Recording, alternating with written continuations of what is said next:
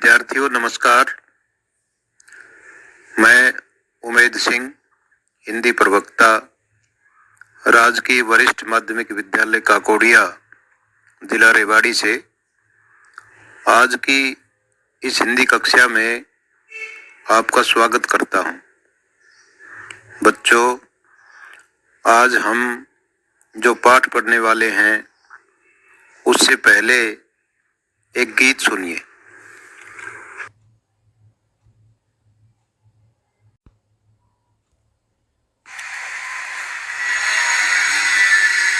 होंगे कामयाब, होंगे कामयाब, हम होंगे कामयाब एक दिन।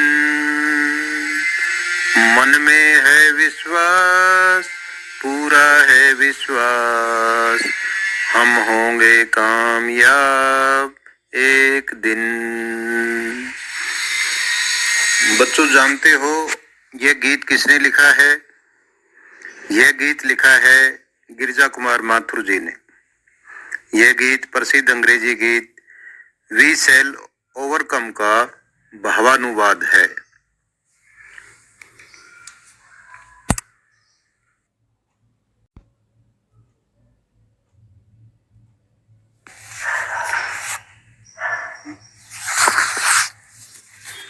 बच्चों, आज हम पढ़ने वाले हैं गिरिजा कुमार माथुर जी की कविता छाया मत छूना।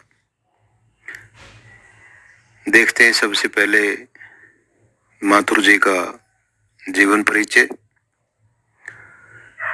गिरिजा कुमार माथुर का जन्म सन 1918 में गुना, मध्य प्रदेश में हुआ। प्रारंभिक शिक्षा झांसी में ग्रहण करने के बाद उन्होंने एमए अंग्रेजी की उपाधि लखनऊ से प्राप्त की। शुरू में कुछ समय तक वकालत की, बाद में आकाशवाणी और दूरदर्शन में कार्यरत हुए। उनका निधन सन 1994 में हुआ। गिरिजा कुमार जी की प्रसिद्ध रचनाएं नाश और निर्माण, धूप के धान, शिलापंख चमकीले, भीतरी नदी की यात्रा, ये सभी काव्य संग्रह हैं। जन्म कैद इनका नाटक है। नई कविता सीमाएं और संभावनाएं, यह उनकी आलोचना की पुस्तक है। नई कविता के कवि गिरिजा कुमार माथुर रोमानी मिजाज के कवि माने जाते हैं। वे विषय की मौलिकता के पक्षधर तो हैं, परंतु शिल्प की विलक्षणता को नजरअंदाज करके नहीं। चित्र को अधिक स्पष्ट करने के लिए वे वातावरण के रंग को भरते हैं। वे मुक्त छंद में ध्वनि साम्य के प्रयोग के कारण तुक के बिना भी कविता में संगीतात्मकता संभव कर सके हैं। भाषा के दो रंग उनकी कविताओं में मौजूद हैं। वे जहां रोमानी कविताओं में छोटी छोटी ध्वनि वाले बोलचाल के शब्दों का प्रयोग करते हैं, वहीं क्लासिक मिजाज की कविताओं में लंबी और गंभीर ध्वनि वाले शब्दों को तरजीह देते हैं।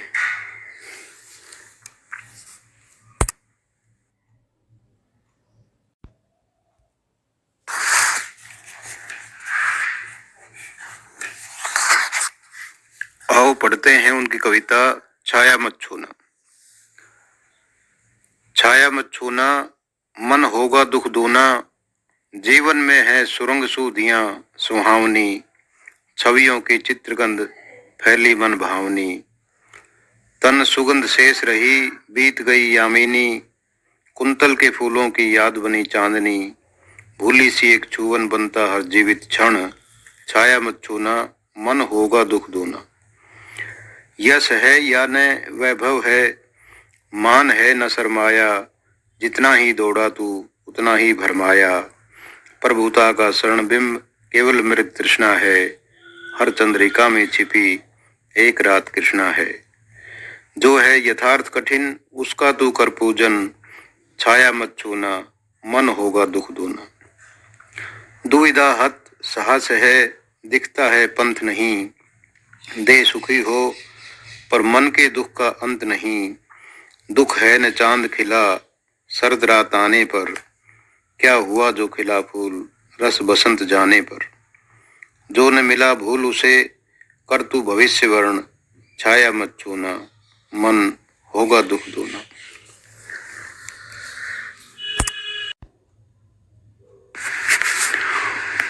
आइए कविता गुनगुनाते हैं। छाया मत छूना। छाया मत छूना मन होगा दुख दूना। जीवन में है सुरंग सुधियां सुहावनी, छवियों की चित्र गंध फैली मन भावनी।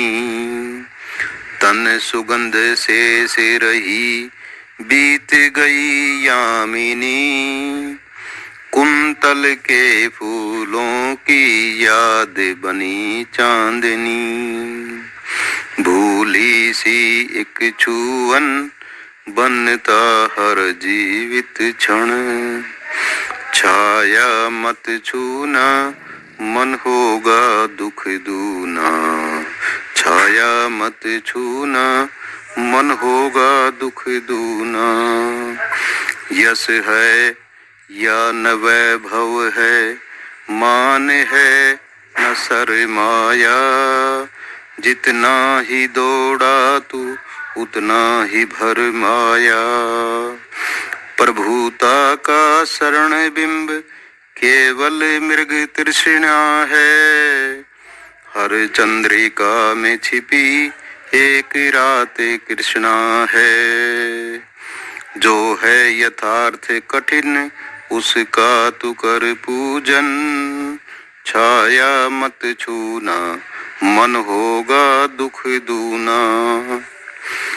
दुविधा हत साहस है दिखता है पंथ नहीं, दे सुखी हो पर मन के दुख का अंत नहीं। दुख है न चांद खिला शरत रात आने पर, क्या हुआ जो खिला फूल रस बसंत जाने पर। जो न मिला भूल उसे कर तू भविष्य वरण, छाया मत छूना मन होगा दुख दूना। छाया मत छूना मन होगा दुख दूना। छाया मत छूना।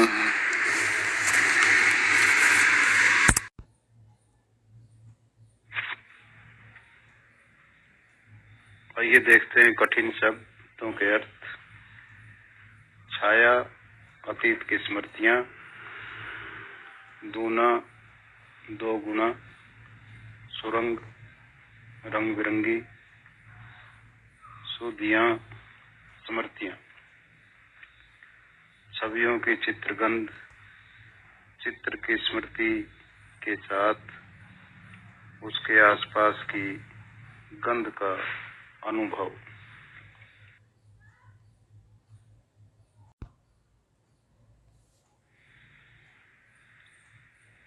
यामिनी तारों से भरी चांदनी रात, कुंतल लंबे केस, चंद्रिका चांदनी, छुवन स्पर्श।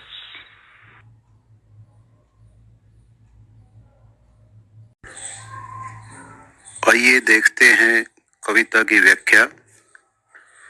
छाया मत छूना मन होगा दुख दूना। जीवन में है सुरंग सुधियां सुहावनी, छवियों की चित्रगंध फैली मन भावनी। तन सुगंध शेष रही बीत गई यामिनी, कुंतल के फूलों की याद बनी चांदनी। भूली सी एक चुवन बनता हर जीवित क्षण, छाया मत छूना मन होगा दुख दूना। कवि ने अपने मन को अतीत या विगत जीवन के सुख को याद न करने के लिए कहा है। उन्हें याद करने से वर्तमान का दुख दुगना हो जाएगा। वे केवल भ्रम या छलावा है। हमारे जीवन में अनेक सुरंग अर्थात रंग बिरंगी सुखद यादें समाहित रहती हैं, जिनके सहारे व्यक्ति अपने शेष जीवन को बिता देना चाहता है, किंतु अब केवल उनकी यादें ही, खींचे गए चित्र या बिताए गए दिन, उनकी याद ही शेष बची हुई है। तारों भरी चांदनी रात जब हम अपनी प्रिया के संग रंगीन सपनों में खोए रहते थे, वह बीत गई है। अब तो केवल प्रिया के लंबे केसों में गुथे महकते फूलों की सुगंध की याद रह गई है। जो भूली सी यादें हैं, उनको याद करते ही हर क्षण मानो सजीव हो उठता है, लेकिन वो दिन याद करने से हमें दुख ही मिलेगा। वे पल वापस नहीं आएंगे।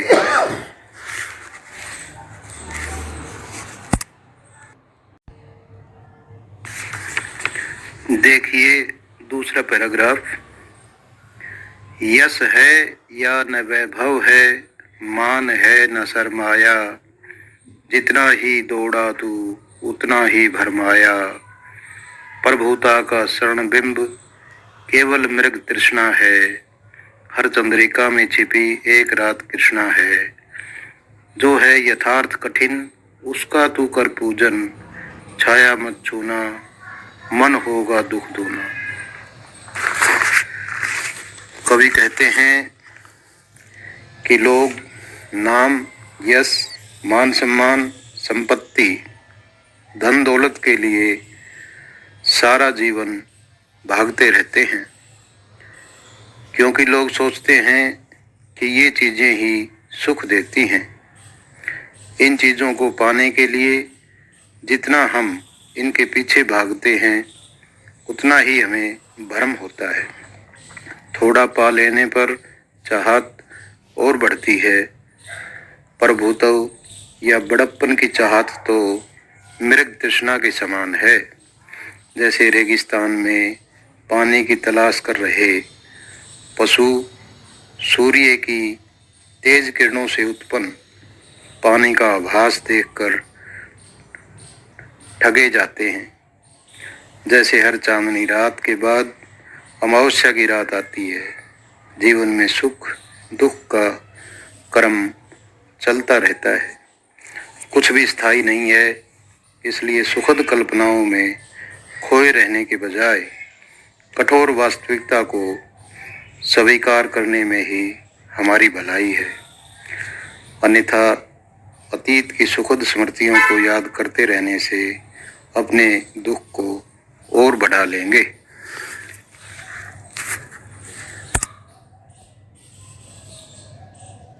देखिए अंतिम पैराग्राफ।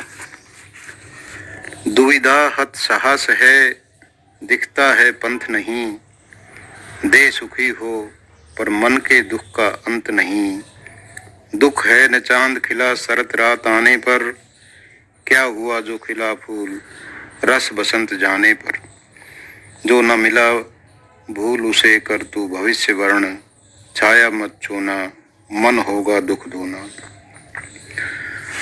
मनुष्य सुख की आस में इधर उधर भटकता रहता है, पर हमेशा उसकी इच्छा पूरी नहीं होती। जीवन संघर्ष में विजयी होने का साहस होते हुए भी दुविधा बने रहने से साहस नष्ट हो जाता है। क्या करूं क्या न करूं की स्थिति में कोई रास्ता नहीं सूझता। वह अधिक निराश होता है। सुख सुविधाएं मिलने से तन जरूर सुखी हो जाता है, पर जरूरी नहीं कि मन को भी खुशी मिले।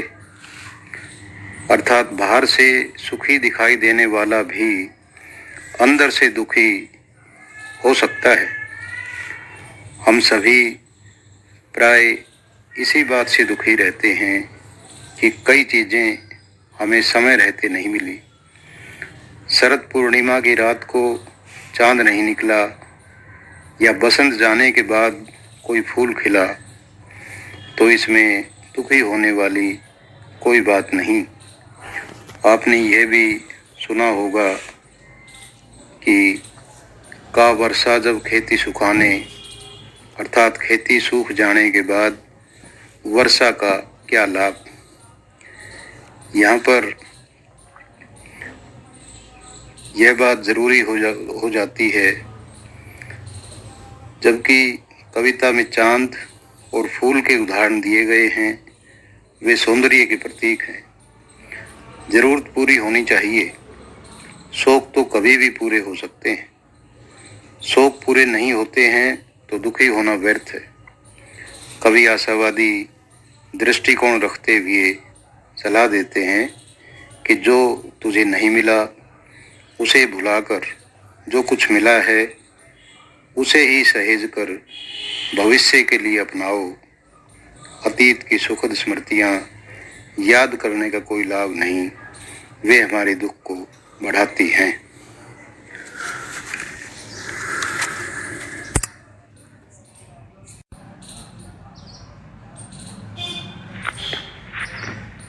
देखते हैं कविता का काव्य सौंदर्य। तत्सम तद्भव शब्दावली युक्त साहित्यिक खड़ी बोली का प्रयोग किया गया है। आत्म कथात्मक शैली में रचित छंद मुक्त रचना है। तुकांतता के गुण ने लयात्मकता की सृष्टि की है। प्रसाद गुण सर्वत्र विद्यमान है। शीर्षक में ही अनुप्रास अलंकार का सुंदर प्रयोग है। प्रतीक योजना प्रभावी बन पड़ी है। चंद्रिका सुख, कृष्णा दुख, मृग तृष्णा भ्रम, वियोग श्रृंगार के साथ साथ करुण रस का परिपाक हुआ है।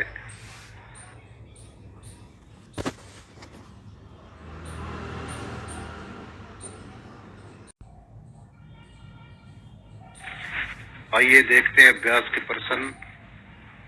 प्रश्न नंबर 1, कवि ने कठिन यथार्थ के पूजन की बात क्यों कही है?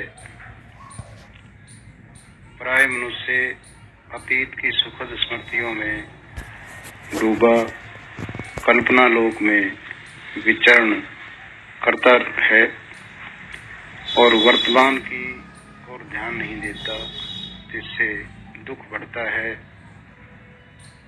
अतः कवि ने कहा है कि वर्तमान स्थिति से संघर्ष करते हुए उसे अपने अनुकूल बनाने का प्रयास करना चाहिए।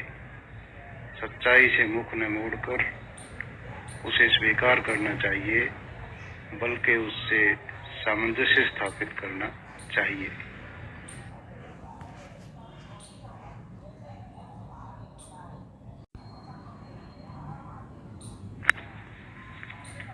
प्रश्न नंबर 2, छाया शब्द यहाँ किस संदर्भ में प्रयुक्त हुआ है? कवि ने इसे छूने के लिए मना क्यों किया है?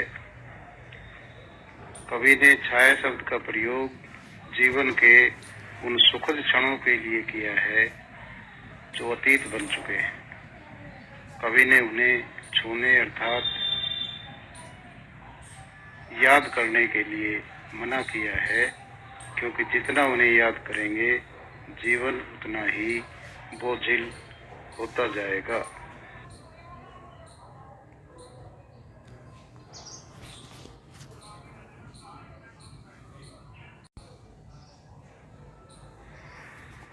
प्रश्न नंबर 3, कविता में विशेषण के प्रयोग से शब्दों के अर्थ में विशेष प्रभाव पड़ता है, जैसे कठिन यथार्थ।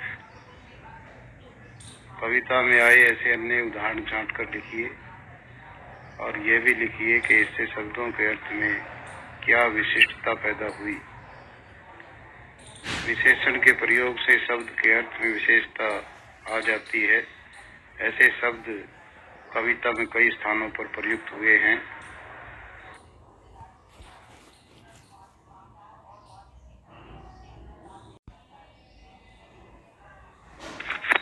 जैसे दुख दूना। यह दूना शब्द दुख की प्रबलता प्रकट कर रहा है। सुरंग सूधियां।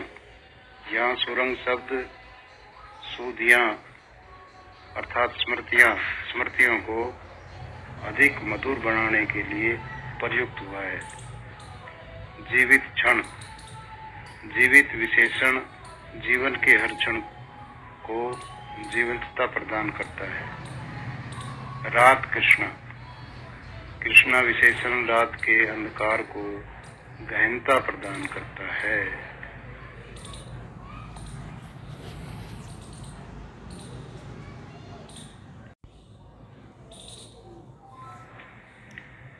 मृग तृष्णा किसे कहते हैं? कविता में इसका प्रयोग किस अर्थ में हुआ है? रेगिस्तान में अथवा कहीं भी अधिक गर्मी होने पर रेत या जमीन पर जल के होने का आभास होता है और प्यास से व्याकुल मृग उसे यथार्थ समझकर उसके पीछे भागता है। जैसे जैसे भागता हुआ मृग उसकी ओर जाता है, वह आभास भी दूर होता जाता है। इस सत्य को बिना समझे मृग भटकता ही रहता है। यही मृग तृष्णा है।